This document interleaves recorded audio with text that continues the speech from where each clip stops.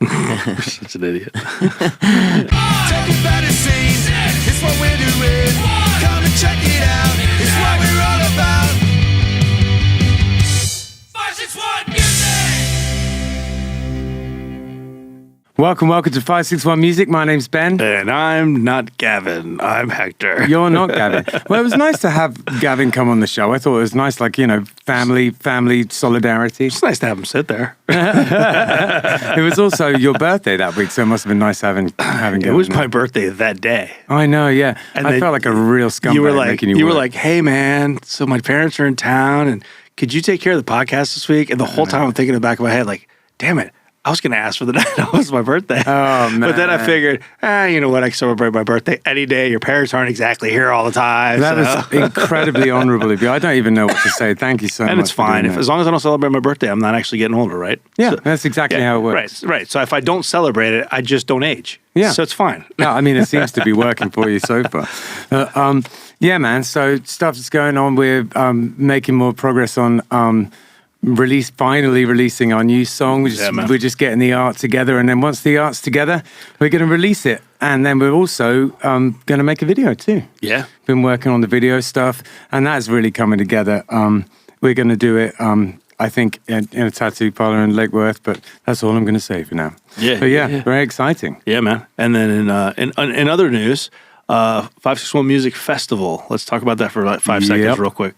I just want to reiterate, see, I can use big words too, Ben. Nice.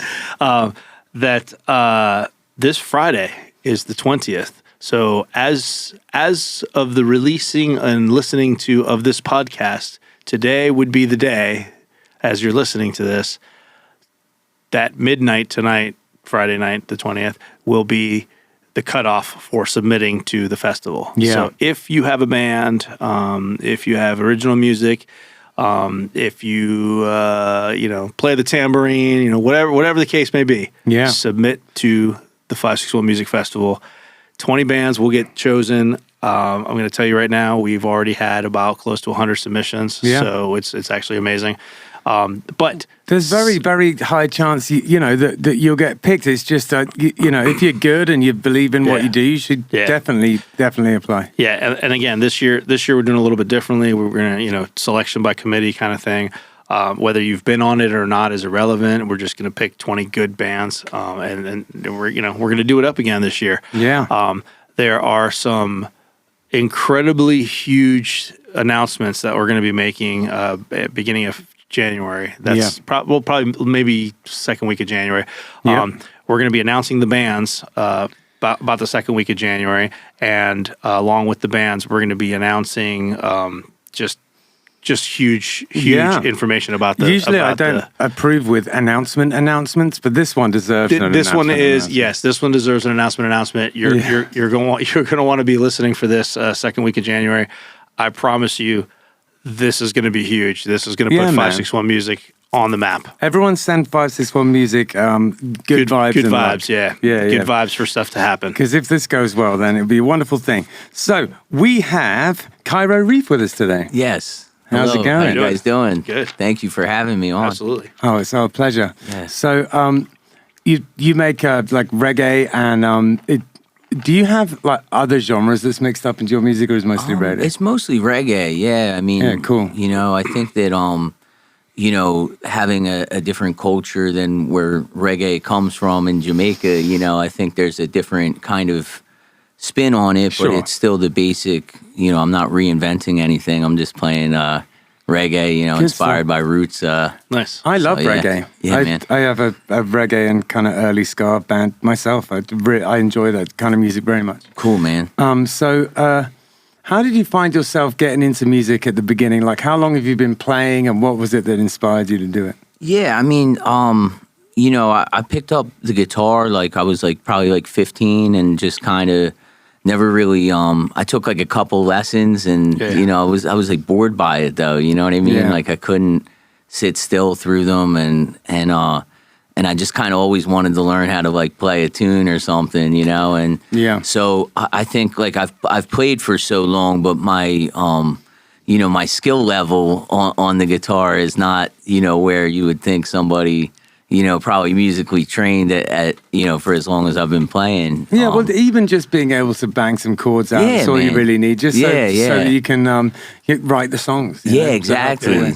Yeah. Have you ever dabbled with like piano and stuff too? Yeah, a little bit.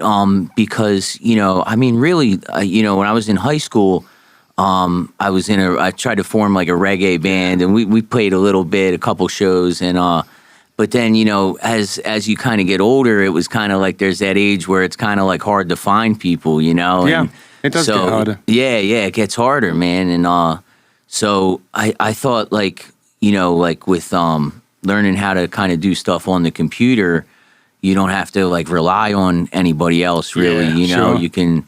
So I dabbled in that a little bit. I'm so interested in your like whole production process, but I'm going to hold on to that one because I think it would be great to talk about that after we listen to something that you've played. Sure. But so where did when it comes to reggae, how did you find your way into it? Like what was the band that first inspired you to make reggae, and then where did that lead you? Yeah, well, Sublime, when I was in fourth grade in '96, and when Bradley Noel died, and that what I got was on the radio. I had like a Vans skateboard CD, that came in the mail and stuff, and they had Wrong Way and Paddle Out on there. Those two tracks, yeah, man, off the self-titled album, and I just man, I fell in love like right away with it. The sound was like different than anything I heard on the radio at the time, and I just I just really took a liking to it. No, I get that. I think that Sublime, well, they're legendary. I feel like certain songs by them at this point have played out, but that doesn't take away from the fact that they were and are really, really great. They get so many good tunes. Yeah. Like I've been a fan since around the same time. Yeah, man. And people like I just want to kind of say this too is like because like being on social media a little bit, you kind of see like comments and stuff, especially with them like reemerging as of late, Yeah. And which is so cool, like it's full circle. Like his son is the same age, that his father was when he passed away. Yeah, and he's playing with the two original guys. So, but I just wanted to say that like a lot of people like kind of say like that they bit off other songs and stuff like that. But I would just say that to those people that they don't really understand reggae, because they just don't get it. Yeah, because the same instrumentals which are like called rhythms, like exactly, man. Yeah. So they're people use those rhythms all the time, and people put their different spins on them. So I just I don't know. I just wanted to say that. No, like, it's important, and that's a good sign. It means that you know what you're talking about when it comes to reggae, and so we can talk about this for a minute. Like that is 100% part of reggae and dub and dancehall is your versions, right? Of whatever it is. Yeah, man. And we do that in our reggae band, Nina's Yard Party. We have a bit where we play the Stalag rhythm. Man. Like it's if you don't, it's a Studio One. Is that a Studio One bass line? I think originally, but right. England, man. That's a big. That's reggae's huge over there, isn't it? For dude? sure. Yeah. And it has a bit of a different feel. I feel like, over in England. Yeah. It's a bit like there's kind of a hard edge, Yeah. It's like political and urban, it doesn't feel quite the same way as it does here. But no, I there's a lot of American reggae I love as well. Yeah, it just has a different flavor to it. It's hard to explain. I think all music though is goes through that where you can listen to something and go, oh, that sounds a lot like this or sounds a lot like that. Like, I mean, at the end of the day, there's only so many strings and so many notes and so many whatever on all the instruments. Like, there's only so many patterns and that's things, it. Yeah, exactly. I mean, there's that, and then also the fact that in reggae you're like meant to do it. Right, in fact, you're like more legit if you do that. If you don't do it, you're kind of poser a little bit. Yeah. Well, I mean, you know what? You're playing a bass line, right? You play the triad of the chord that it's over or something, and it's like, how many different ways can you play that, and also their punk stuff is very original. Yeah, like there's like when they were playing sort of reggae, like famous reggae rhythms and stuff like that. That's just what you do with reggae. But then, as soon as it was a song or whatever, I think you had a very original writing style. Yeah, yeah, definitely, definitely for originality. Those well, guys. I just see like comments that say like they're a cover band. I see a lot of that, and it's I think with Rome, a lot of people felt like that. Yeah, right, not because of any other reason than they were covering Sublime. Right. You know what I mean? Right. Then kind of, sort of not Sublime. But this new version of, it's definitely feels the more most legit. Sublime. Yeah, feels more legit. Yeah, it's with cool. Him Yeah, being his son. Yeah, it's cool. And no disrespect to Rome either. He played totally. like he did. Oh, he held it down. Yeah, man. And but it's cool that like they have like the original, band back together. I think you can't get any more authentic. I went up and saw them in Orlando. After it was like their first show after they did Coachella. Okay. Oh, cool. When was that? Yeah. So, man, I forget what month it was. Was it like a long time ago? No, it was in the summer. It was just this past. Yeah. Gotcha. Cool. Yeah, and I drove up to Orlando because I never in my life thought that I could even see a resemblance of Sublime. Yeah. And how was the show? It was sick, dude. Yeah, they killed it. So nice one. Yeah, there was a bunch of other bands there, but I was just I was kind of there to see them, and yeah, for sure. So yeah. Where did Sublime lead you in terms of like listening to other reggae artists? Yeah, well, like I would hear like interviews and just kind of like seeing where I'd be listening to a reggae song and kind of like hear where they use that rhythm from, or something like that. But there's a lot of I know they were like kind of heavily influenced by like Half Pint and U-Roy and stuff. And I love that Greetings by Half Pint. Yes, man. Yeah, greetings I bring. Yeah, man. I love that song. Yeah, man. That song for me is like that. When reggae is kind of, it almost sounds like mystically like religious. Yeah. like so sense, it's like that song you can really sort of imagine like the procession walking out of heaven, right. Like greeting you to Jah. Yeah, It's very man. like it just has this sort of like powerful mysticism, some reggae, and that song for me is for sure. Right on, man. Yeah, no, that's definitely a good tune. And even dudes from like England, like Tippa Irie. Yeah, man. Man, he's dope. Tippa Irie's the original. He's an OG. Right. He did a song with the Skints, which was pretty cool. Okay, cool, man. Yeah, do you know who the Skints are? No. You'll really like them. They're a reggae band from the UK. Okay. Who came up about. They were like a bit younger than us, but we did a lot of shows with them, and then they've continued and they're doing really well now. Oh, that's sick. I played with them a lot back in the day. Oh, cool. And they're really good. It's like in fact, the one band that I say you go home and listen to out of anything I say tonight is the Skins. Okay. Yeah, you're digging. Yeah, cool, man. Yeah, and they managed to get Tippa Irie on a tune, to kind of bring him sort of, back into sort of relevance and stuff. Yeah, and I know the Long Beach Dub All Stars, who kind of like formed after Sublime, like they had him on a tune, too, and Half Pint. I've heard Half Pint on a tune, so that's cool. Yeah, those kind of dancehall, but then they could also done some ska type guys. Really interesting guys. Yeah, there's so much talent, man. There's so many good. There's so much. Like with reggae, it's so weird because like I feel like there's certain artists that I really like and I like their full catalog, but then there's like a lot of it's like. I like so many tunes from like so many different people. You know what I mean? Like it's totally. And actually, reggae is one of those types of music that you could definitely. It can be like that, because a lot of the time you'll be hearing mixes and playlists and stuff, and there's just like a stack of different. Like I prefer to. When I was younger, I had loads of reggae 45s, and I like absorbing it like that, you know, like a DJ set, you know. Okay. I feel like that's a lot of the stuff, especially in the 70s and 80s. It's how it was designed to, you know, you weren't necessarily meant to sit there and listen to the album, you know. Right. It was like singles for DJs. Okay. Yeah, man. Do you know Rodigan, the British? Yes. chick? Yeah, David. Yeah, what a guy. Yeah, he's like an English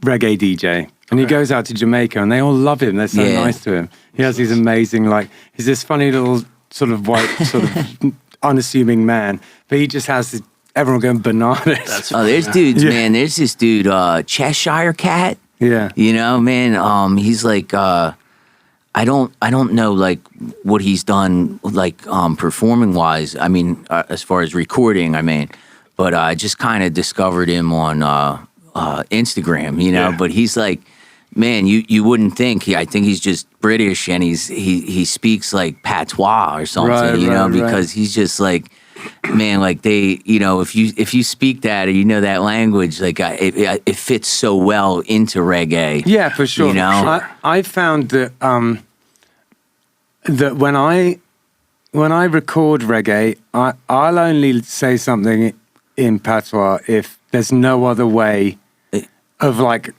it rhyming right and working. Yes, because you know I don't want to be that guy who's, you know, just faking it. Yeah, right. But I did when I was a lot younger. I did it a bit more. Yeah, you wanted, man. If you like the style, you know, you want to do it. Yeah, I don't. I mean, look, I don't think there's. I say a couple words that. I mean, I don't know much at all, you know. Yeah. But I sometimes it just kind of brings it in line with it. It's weird to not do it in reggae sometimes. Yeah, there's certain things you kind of got to do. Exactly. You know. Yeah, it's a difficult. I really want to go. I've never been to Jamaica. I'd love you. Yeah, me neither, man. Yeah, I want to go. We should do a pilgrimage, you and I. Yeah, right.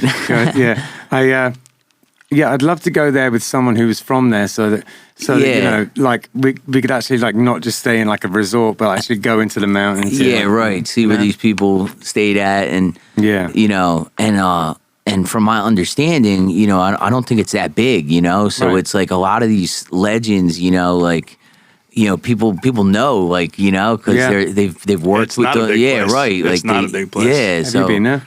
I've been, but it was like I was the guy that went to the resort and enjoyed the resort. Yeah, which would be absolutely wonderful too. I really want. Can't hate on that. No, I want to go and do like a just meet some people, just regular people. Yeah. Try and play some music with some people. That's what I do, man. I've done that in other countries and stuff where I've just gone like, you know, completely off the reservation, you know, rented a Jeep and just I did that in Costa Rica. We were in a resort, I rented a Jeep and I just drove all over the country, like all over the country and like would stop at like, you know, little roadside places and eat food. And like the old lady would invite me into her house for beers or whatever. Like, that was. Yeah, that's my idea of a vacation. I love that. Yeah. It's so much fun. One day we'll all go to Jamaica. We're going to make that happen.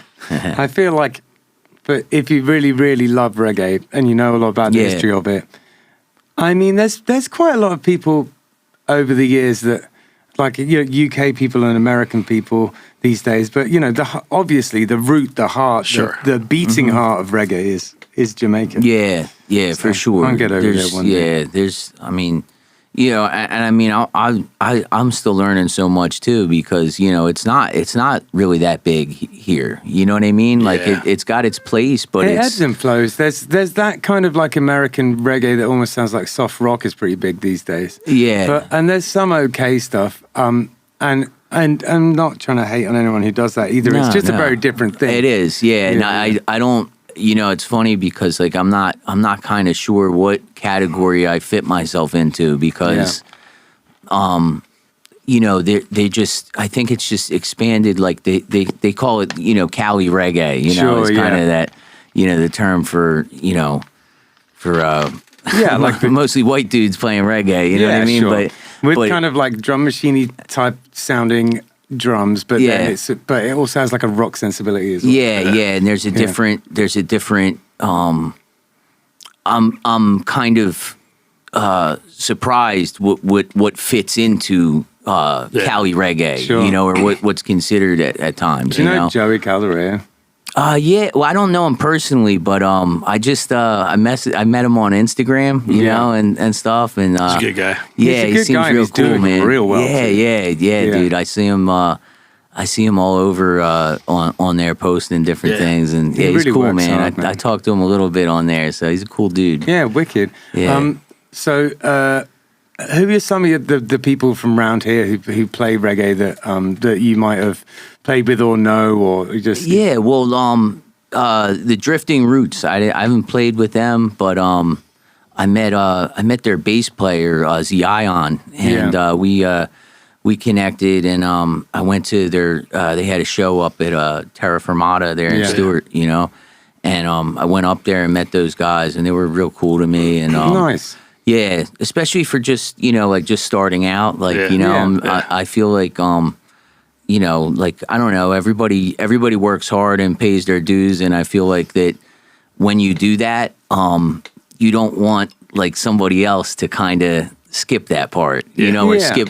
And I don't mean that like, I mean, you know what I mean? I think people put in a sense of have some, not that they're haters or anything, like, but, you know, I think that, you know, some people are harder to reach, you know, and some people are kind of like cool, and you know, I'm not saying that those other people aren't cool, but I feel like the thing about the paying dues thing is it's like, even if you think that you have like kind of got around it or skipped it, it'll turn out at some point that you haven't. Yeah, you haven't. It's just so much, and a lot of it is to do with work and just putting the hours in and becoming part of people's sort of collective consciousness, like, because once you've been around for a certain amount of time and you've played a certain amount of gigs, you become like, oh, we put a reggae night on, that people think of you, you know. And if people see you on a poster, then they might come and see you, but only if you've been around long enough to sort of soak into their consciousness. You know, it takes a while, man. I always feel like it takes like it's like the stuff that you want to happen in music happens a year after you got sick of it. Okay, like it seems to be how it is. Like by the time you're done with a tune, right? Yeah, you're and like then so a year sick later, of hearing and then it. something happens. Yeah. Or like you really wanted to go tour, and then you decide like, oh, I'm really not like that up for touring anymore. Then a year later, you'll get offered the biggest tour you've ever seen in your life. Right. You just got to put that time in. I think the rule of thumb is that like the song that you've written that you hate the most is the one that's going to become the breakout hit that you have to play over and over and over again at every show. There's a lot of sods involved in music for some reason. So cool. I think now would probably be a good time to listen to some of your music. Sounds good. Yeah, cool, man. Pull up, casa. Money, no doubt.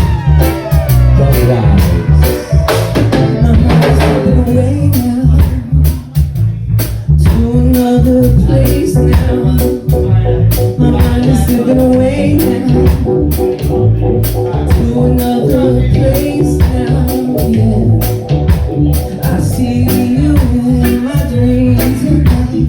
Walking on the beach and baby, we can do it right. So we dance and kiss and laugh all night and talk about each other's life. What is wrong and what is right? Girl, you're the shit, I'm by your side.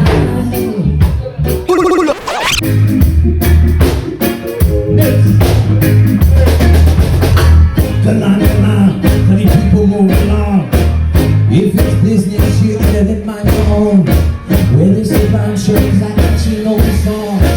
Strictly narrow, I'm smoking on.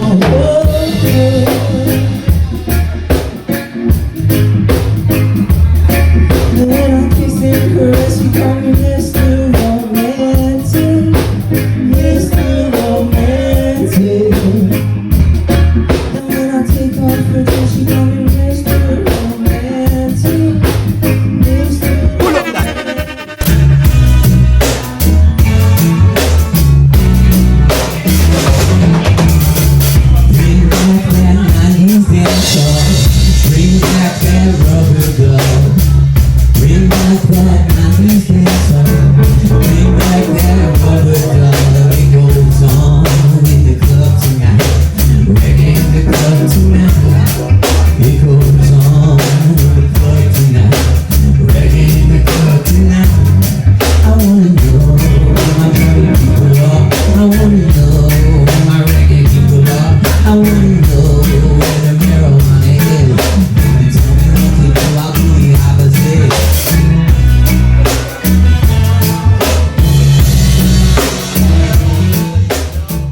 Oasis Root Kava Bar is in Sea Grape Square on Indiantown Rd.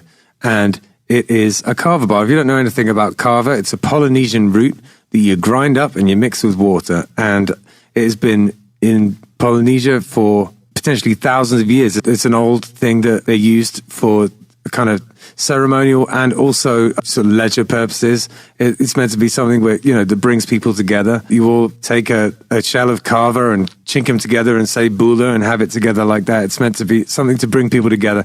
It has a kind of an effect, which is, I guess, a kind of a slightly warming effect. It just kind of makes you feel nice. It's not particularly intoxicating. It's not like drinking alcohol. So the atmosphere in a kava bar is sort of like a cross between a regular bar and a coffee house. It's pretty chill in there. You get all sorts of different types of kava bars. Some of them are more like a club, there's sort of like black light and EDM playing. And some of them are more like a cafe. This is one of the cafe type of ones. It's super chill in there. If you're looking for somewhere to, I don't know, maybe go and do some work on your laptop or go and have a chat with friends, it's perfect for that kind of thing. There's a foosball table in there if that's your jam. Or baby-foot, as they call it in France. Yeah, Jim, the owner, is a really cool guy, and he has very kindly sponsored our podcast. So thank you very much for that, Jim. They also do a poker night in there, all sorts of things going on at Oasis Root. 561 Music is sponsored by Live Music Community. It's where we film the podcast that you're listening to right now, and it's also where I work.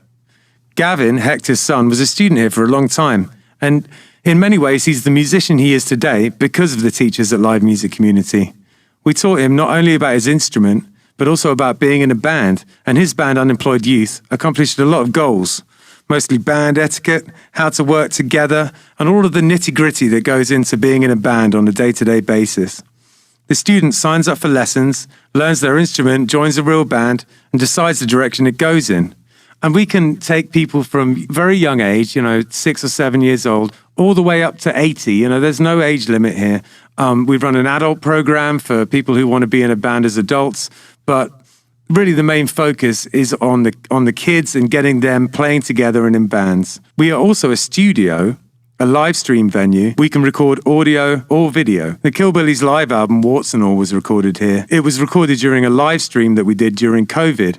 Justin had a great idea to record live streams during COVID. A ton of bands came in, and it was a real success. Outside of that, we can record albums, we can help you with your EPK, and we have full audio-visual capabilities here. LMC is in Palm Beach Gardens on the northwest corner of Military Trail and North Lake Boulevard. And if you go to livemusiccommunity.com, you have all the information you'll need right there. Okay, so we just listened to an ad for Live Music Community, and it is the bit that we always do here, which is we ask you if you have any advice for upcoming musicians or young musicians. Yeah. I mean, I just, myself just finally decided to step in and do it. August, I put out that tune, Feeling All Right, the demo version of it, and just keep going, like everybody, like I hear everybody kind of say, like, make music that you like, and not try to, every time I try to kind of want to please somebody else with my music or something, or kind of have that in mind when I'm trying to make something, it never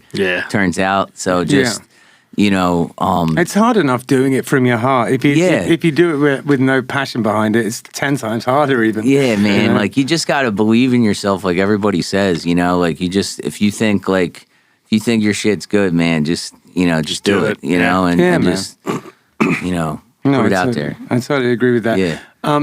We were just watching a couple of videos of you performing at the Atlantic Avenue Yacht Club. How did you find yourself playing there? Yeah, well, I actually connected with. Let me think. I'm sorry. No, it's fine. Is it Ricky who also got in touch with you for coming on this? Yeah, he got in touch with me for this, but dude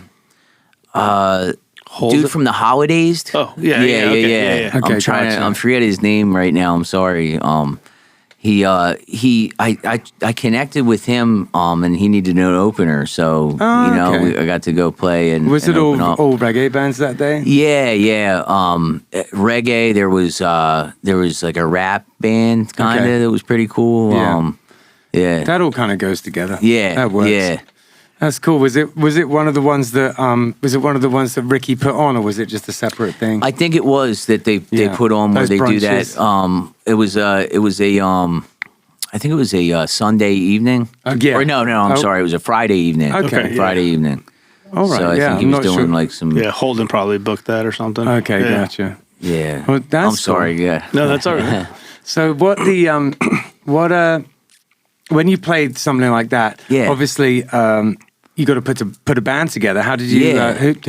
How did that happen? Yeah, so I connected with these dudes, and I met a Jamaican guy, and I told him like I was playing reggae and stuff, and I was telling him that I was like looking for musicians and things like that, and he introduced me to these guys, and Nice. yeah, luckily they vibed with my stuff, and Cool. enough to kind of want to work with me. So I did a little bit of recording with them. Nothing out right now, but and then those guys helped me out. That's with cool. This, So with the show. Yeah. Did you do a lot of sort of practicing and rehearsal before? Yeah, we did a couple rehearsals, and then and luckily they were like familiar with my music because I'd spent time with them prior. So that, Nice. with the recording stuff a little bit. Yeah. So Yeah. it was kind of. Oh, so you'd recorded with them before you? I see what you're saying. Yeah. So actually, that's something that I want to ask you about because as ostensibly as a solo artist, even though you have people playing for your band, you have like a lot of control over the music that you produce. Are you producing it all in house? Well, those two tracks on Spotify are produced by Z Ion from Drifting Roots, Right. and he's got a Creation Walker Productions. Nice. He's doing good with that stuff, man. He just put out like a dub album. It's pretty Cool. sick. So I just want to say shout out to him. But I really like the production.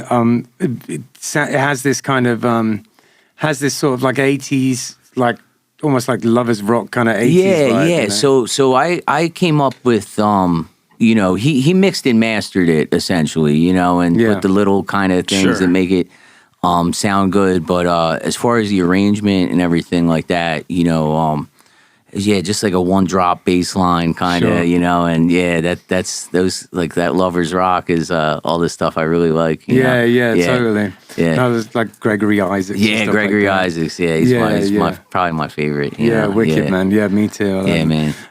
That sort of that period of time in the 80s. Yeah. And that sound, I could listen to music like that all day long. Yeah. I love it. I can even do a bit of UB40. I mean, I know they're like a pop band, but they have their moments, man. Yeah. They have a lot of the moments. Yeah. Some of the tunes are great. Yeah, man. I know Sublime was inspired by them too. So Yeah, totally, man. Yeah. Birmingham's finest. yeah. A lot of bands inspired by them, man. Yeah, absolutely, dude. My mum had a cassette. It was like live in 1983, this cassette. And the entire of the second side was just dub. Oh, okay. So they had they had a few of the singles on side one, and then on side two, it was just like this really long, awesome dub, and it was sick too. It's like you think of UB40 and you think of this pop band, but if you listen to that second side of that record, it's like they're the real deal. Man. Yeah, dude. Yeah. Cool. Amazing. So, all right, yeah. So you're producing it with how do you say his name? Z Ion. Z Ion. Yeah. Gotcha. Where is that again? He's up in that Stewart area, that Melbourne, I think, like that type of area. Okay. Those I guys, interviewed those guys for a magazine that I was writing with, and I got to talk to them then. And I've seen them play a couple of times too, but I don't know them super well. I know Matthew. Matthew. Yeah. He's cool. I definitely know Z Ion a little better, but both those guys are super cool. And absolutely. We got to get them on here, man. Yeah, hell yeah, dude. Yeah, dude. they're really great. They've been playing a lot of shows lately. I've been seeing stuff pop up a lot lately. Yeah, they're doing good, man. Yeah, they don't mess around, do they? No. They're fantastic. So, how long was your set at this thing? It was a half hour. So this was my first performance, Nice. and it was really. Was it your first performance ever? Yeah, I mean, since like high school, you know, Gotcha. playing at some, you know, somebody's backyard party or something. How'd you you feel? know, How'd you feel about it? It was cool, man. I really liked it. You know, music is very therapeutic for me. You know, Yeah, for sure. Yeah, for most people, Yeah, yeah. exactly. I know I'm not alone with that, but so it was kind of I was kind of surprised, like when I got up there that I was just in my element. You know what I mean? Like excellent. I just like it was cool. Like I was a little nervous at first, and then Yeah. I just said I can't, like, you know, you don't get any do-overs, right? Right. Yeah. You know, Yeah, yeah. like you only And get that one time, man. You don't like, get any do-overs, and the worst thing that can happen is you like make a mistake, and no one cares. Yeah, like well, first they wouldn't know, right? Right, you know, right. Especially like, the original, Well, unless yeah. it was a real big mistake, but Yeah. Oh, I've done those. So, So I performed. It's a funny thing, kind of embarrassing too, but I did like two partial, like two songs. They weren't the full things. Like we did it with at another reggae show with that same band right before. But it wasn't like a show for Sure. me, you know. Like I was like the very, very opener, you know. Yeah, And gotcha. they let me do like a song, you know, so or two. But they, you know, the reggae culture and Jamaican culture, you know, like when they talk about that like rewind selector kind Sure. of thing, like where they just start cheering and stuff, Rewind. like. When the crowd says, yeah. "Oh, select." Well, like, you know, when you start playing a tune, if like people like it, they start kind of screaming and cheering, and you're supposed to run it back. Sure, like you yeah. start the song over, and I didn't realize that was happening. You know, so I gotcha. kind of like. The band kind of like knew what was going on, and Yeah, like, yeah. you know what I mean. And I kind of like kept going with it, and they just picked it up. But you know, it's like I was like, oh man. Well, you know now. No, I know, yeah. Yeah. To look out for that. But that was so I had like that small experience right there, and I just knew like that, like I said, like I was like I just didn't want to have like you know, you don't get a do-over, so I just kind of Yeah. was like trying my best to. Yeah. But that's excellent, man. Yeah, man, it was And fun. you know, like the more you play out, the better you'll get at it too. It's just like a muscle, you know. You got to Yeah. use it. Well, it's definitely a learning experience, you Yeah. know, because you record in your bedroom, right, or whatever, and you know, and then you know, a lot of times, right, like, and at this show, I didn't play the guitar, like the band just played, and I was just singing, but you know, when you're recording, you're playing, you know, how many bars, and then you're just looping it, right, Sure, you know, and then you know, so then it's like, all right, I'm playing for a full 2.5. You know, minutes of you know, I you know, the time and everything like that, and Yeah. It's a very different experience like there's than recording. That's yeah, for man, sure. yeah, and then just being aware of your surroundings when you're on the stage is like something else, you know, Yeah. like It's easy to get like tunnel vision. right. I think at first it's like that tunnel. That's kind of how it was. It was like that tunnel vision for me. Yeah, even just practicing, like, and Ben says it all the time. You know that like we can write something and then we can practice it, like beat it to death for months. Yeah, But it's never really. We never really work out all the kinks until we play it live a ton of times in front of people. right. Yeah. Right. Yeah. It's Yeah, like- because you're forced to see what What works parts, and what works and your doesn't, vulnerable yeah. parts are, and Yeah. yeah.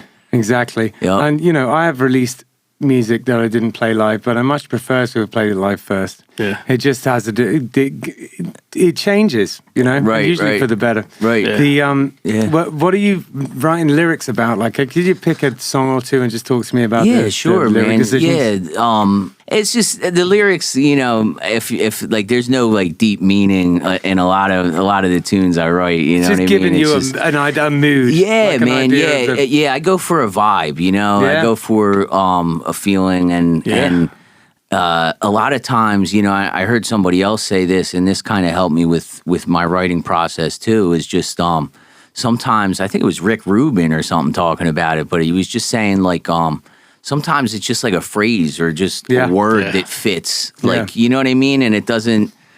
I think unfortunately, right. because sometimes it's nice to like feel like your music has this kind of like grand overarching theme, but 90% of the time, the way the word sounds and the way it fits in with the melodies, these are the important bit. Yeah, and then like it's good if it means something too, but like really like when it's going past, if someone's just going to hear the song once and the word and the way that the melody interacts with the word is what. Yeah, I can't tell you how many times I've started writing something and I have like an idea and I'm like, it's going to be this. And then I'm like, I can't find a word that rhymes with that. So now it's going to be this. Right. Or you gotta rework it or something, Yeah, but a lot of it's just what comes out. Like, I'll just start almost, like a lot of it's freestyle. I don't, and then I tune it up a little bit. Just cut the good bits. But a lot of it's, I've done a lot of that over the years, especially if I have like, sometimes if you get like an MC in to do a guest or something like that, and he hasn't really figured out what he wants to do or she, and I just have him rap over the beat and then, just take the best bits. Yeah. It works really great. There was this one time that I remember particularly with a Sonic Boom 6 song, and we were trying to figure out how to get a verse out of this guy, and we ended up just letting him go at it, like 10 times over the track. Yeah, right. Take just the best picking bits. the parts. Yeah. Because then it does have that liveliness of being in the moment. Yeah. It does, yeah. But also you have some control over exactly what's going down there as well. It's not just like one of the takes. Yeah. Well, your voice, is an instrument. You know what I mean? That's true. And I think that when you look at it that way, you know what I mean? You kind of change your approach a little bit. And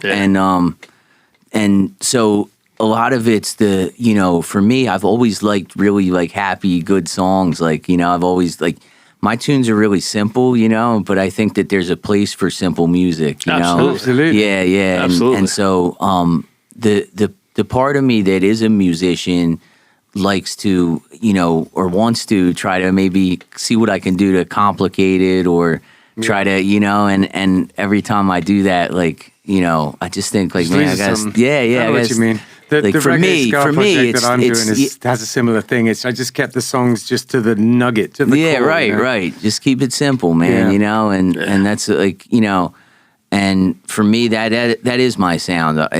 I'm really just an average musician that has sometimes a little creative. I think the tunes sound great. Yeah, thanks, man. Yeah, and it's that kind of 80s lovers rock kind of like dancehall-y kind of influenced reggae. It's my favorite stuff, so you won't hear any complaints from me. Man. Cool, man. It sounds sick. Thanks, dude. So we're going to talk about your guitar. I believe we have a picture of your guitar. Yeah, that's a Les Paul studio edition. I'm sorry, I turned away from the. I didn't put my. Good. Good, man. Yeah. That's a studio edition Les Paul that I had a Mexican Strat that I sold for like $500-600. Yeah, and then okay. I put up. This dude was selling it. He kept it in really good shape, and I put up a couple hundred after selling that, and bought it. And nice. It's like I believe it's like an 09 or something like that. And what it is that that body, the wood finish on there, and the weight of it is a lot lighter than most Les Pauls. Right. So it's a really light Les Paul, and I think they only did that for maybe that year or two. Oh, really? Yeah, with that red. Because I remember seeing like SGs back then with that red. Remember the School of Rock, the Jack Black movie? Yeah. You remember his SG in that? It was like that. Yeah, that same color red is kinda. classic though too. Yeah, man. I have I did have a 1970s SG bass, and it was that color cool. too. I love that color. So the I've got to check it out. Like it's made out of a special type of wood that isn't super heavy. That's interesting. And the studio edition is basically like. I think it's like the middle kind of edition. It's like it does everything playing wise that a more expensive one would do. Right. It's just but those they didn't finishes spend or whatever. Time putting an insane finish on it. Yeah. But it plays and feels, it feels great. You know, it's like one of those, you know, that you just like I've had, dude, I've bought in like Squires before that like I've loved. Yeah. You know what I mean? Like Yeah. it's just like, you know, sometimes it's just the feel of like a specific, Yeah, you man. know, 100%. yeah. Yeah, I was having a conversation with James, our banjo player, who also plays bass, a while back, and we were talking about basses, and you know, there's certain basses that you know people swear by them Yeah. and stuff, and I'll walk into a store and I'll sit down, and it's like either I like it or I don't. Yeah. Either it feels good or it doesn't. You know? Yeah. You know, I mean, a good example is, and I think you have one, a Music Man bass. Yeah. Oh, okay. They're great basses. Yeah. They're just not for me. Yeah, I don't feel yeah. comfortable playing them. Right. Yeah. You know? Yeah. And, No, and, totally. and that's what it, you know, it's, you got to feel, you know, comfortable and, Yeah. you Yeah. know. I have this weird guitar, this like kind of Frankenstein Jackson that I put together, and I keep trying to play other guitars, but I just have to play that now. Yeah, yeah, It's just the yeah, only yeah. one that I like. I just keep coming back to it. It's cool, man. Yeah. Absolutely. Well, the Les Paul is just one of those. I've never owned one, and I've always wanted to. One of these days, I'll get a Les Paul. One of Yeah. these days. Yeah. They're beautiful guitars, legendary, and you know, like freaking Bob Marley played a Les Paul. Yeah, right? Yeah, they're you've sick, Got a dude. reggae Yeah. pedigree, that's for sure. All right, man. Well, listen. Thank you so much. Oh, yeah. For coming on the show. I love your music. Thank Yeah, you. And man. good luck Yeah. with it all. It's early doors yet, so you know Yeah, it's be yeah, interesting to yeah. see what happens, man. Dude, so I'm trying, you know, I'm going man. to I stay hope this is a tuned good in. year for me coming up, you know. Yeah, I think I'm it will be. trying, you know. So have we got anything we need to talk about? No, I think we said it. Yeah, we did, didn't we? Yeah, we talked about the festival. That's really the most important thing right now. So just a reminder that Friday at midnight, the 20th. That's the cutoff for submitting the band for the festival. So Yeah, submit to our festival. Why would you not do that? You're going to be upset if you miss this one. I Yeah. promise you, you're going to be upset if you miss one. This is the fourth one, and it's going to be the biggest and best one yet. There's When a is lot of stuff. when is the actual? I know that's the date for the submissions. So the date for the submission is this Friday, the 20th, Right. At midnight. The festival itself. So we'll announce the band's second week of January. The festival itself is going to either be April 5th Okay.